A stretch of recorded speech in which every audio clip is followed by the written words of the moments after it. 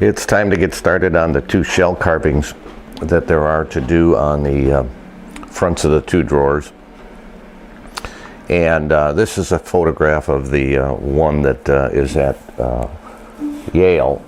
And you can see that there's some undulations in here. This is a crest across here, and then it goes down to where the little knob is.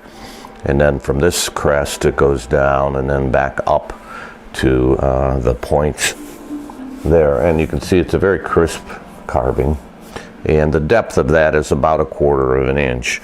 There's a lip and a 1/4 inch round over down here, and you can see it doesn't go below that lip. So we're going to get started on it, and I'll let you know I did one already. Actually, I did one 6 years ago for another Chapin piece, but still it's nice to have a model to work from. And as you can see, I carved it, and I made some extra points up here. Was thinking of doing that, modifying the design slightly, and I don't like it. So this is the original down here. You can see I chipped it out over here where we go cross grain, and I didn't repair it, so I have to be very careful when I carve the good ones. So here's the blank drawer. This is the lower drawer front. I don't particularly want to mess it up because I had spent a lot of time matching the grains on the drawer fronts. But if I did make a serious mistake, then I could always find another piece and make the drawer front over again. So we have two to do, so I'll lay it out and I'll show you how I did it. Well, I've laid out the shell here, and let's see if we can zoom in here a little bit so you can see it better. And you could make a paper template and lay it on there, but I've only got two of them to do. So the dimensions I got from the photographs that I took and measured when I was at Yale, so I knew how wide it was and how high it was. I didn't measure the raise when I was there, but as it turns out, it comes out exactly even. So this is a 3 3/8 inch radius circle from this point, and you do that, and then this is a 3-inch radius circle from that point, and this circle here is the top of the undulation. So from this point it goes down, and from that point it goes down this way.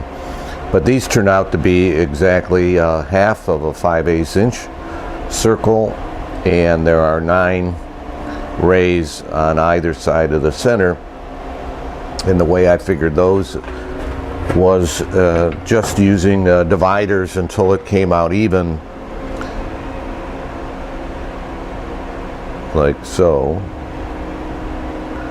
And I made little holes, and you can see as it goes across there, it comes out even. So it's probably how they did it back in the day. So I have to carve this down and carve this area down to create a raised area for the knob. And so we'll get started here. Well, I've started to carve the first shell here, and as you saw, I had it laid out. So I'm using a number 5 to hog out this material in the center here.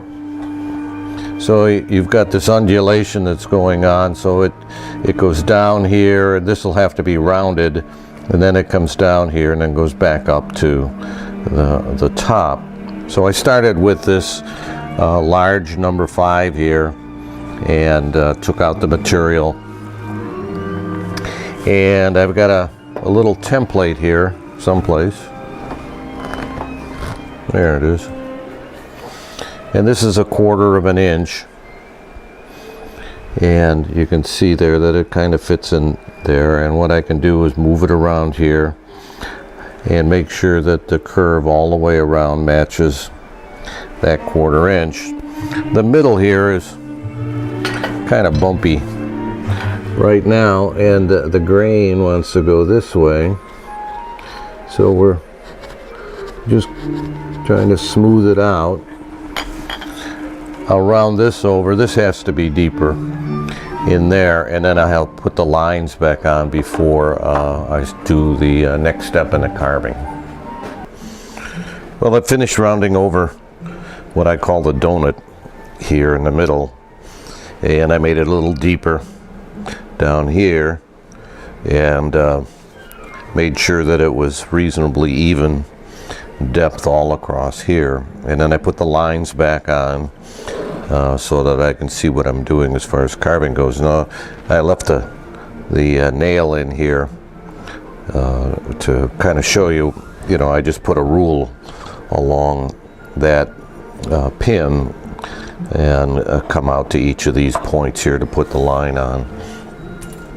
So now I have a small V here that I'm using to try and keep the lines as straight as possible.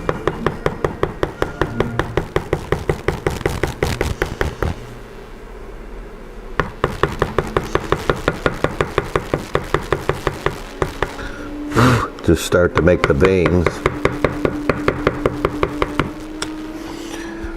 all the way through here. Now they'll have to be made a lot deeper so that you can round over the piece. This has to be cut out up here around the little circles that there are on the point. So we'll have some more in a little bit. Well, I've started to carve the rays here, and I've got one of them maybe done or partially done, but I started on this one, and you can see I deepened the grooves as I went along. And generally speaking, you carve downhill, so that means you go downhill this way and then downhill that way, and then this goes this direction and so forth, and you kind of follow the way the grain wants to go. And then I'm using the number 5 chisels pretty much all along here. That's the kind of curve that I'm trying to put on these things, and I'm curving over this final point here.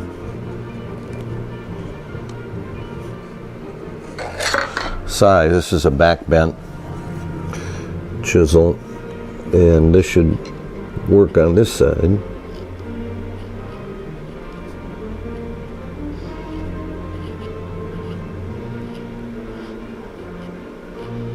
So you have to keep working back and forth until we get them all done. So I'll work on them some more, and then we'll check in later.